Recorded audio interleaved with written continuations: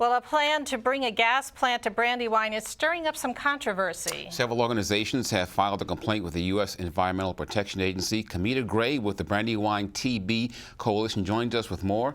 And thank you for joining us. And tell us about this lawsuit.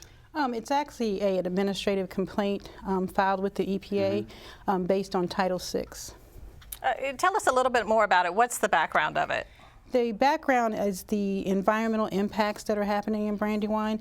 We have been asking that they look at that, do an assessment to see how all of those impacts and how it's going to be a desperate impact on the community.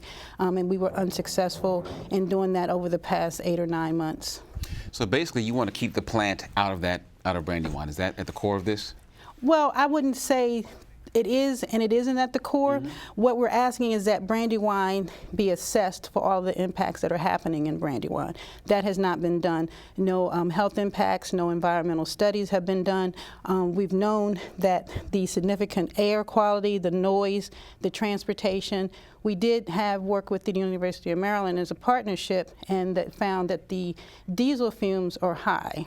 And that was just based on one potential power plant, not with all of the impacts that are within Brandywine. Now, it's my understanding that you believe this may be an environmental justice issue, that many of the neighborhoods there are predominantly African American. So tell us what your concerns are regarding that. We are predominantly, we're 72% African American in Brandywine, and we are concerned about these impacts on the black community, especially as it relates to asthma. We've had 7,000 deaths based on asthma. We have a senior population within Brandywine that all are not able to speak for themselves, especially on that Tower Road area where you'll be able to stand at one part and see both power plants. Is this an economics issue as well? Yes, for us it is. Talk about that a little bit. The economics, as far as it relates to the housing, how it will affect the property values, that's of concern. In that with the people that have invested in this community for years. Well, there was an article in the Post from back in 2013 that said the company says they designed it with large setbacks, low sight lines, and trees to hide it and preserve home values. Does that not allay your concerns? No, it doesn't. Those are minimal compared to the other pollutants that are going to be in the air that were not looked at in the approval of this power plant.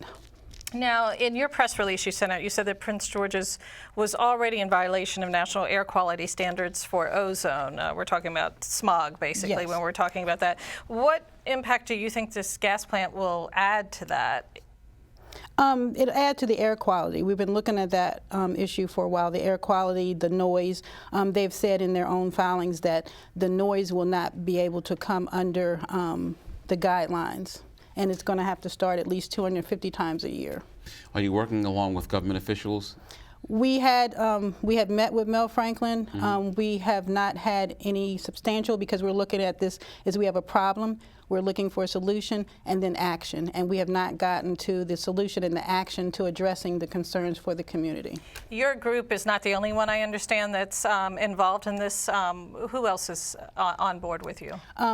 Fred Tutman, Patuxent Riverkeeper? Patuxent Riverkeeper, yes. Okay. Yes. All right. Well, thank you so much for joining us Thank right you. now. Thank you.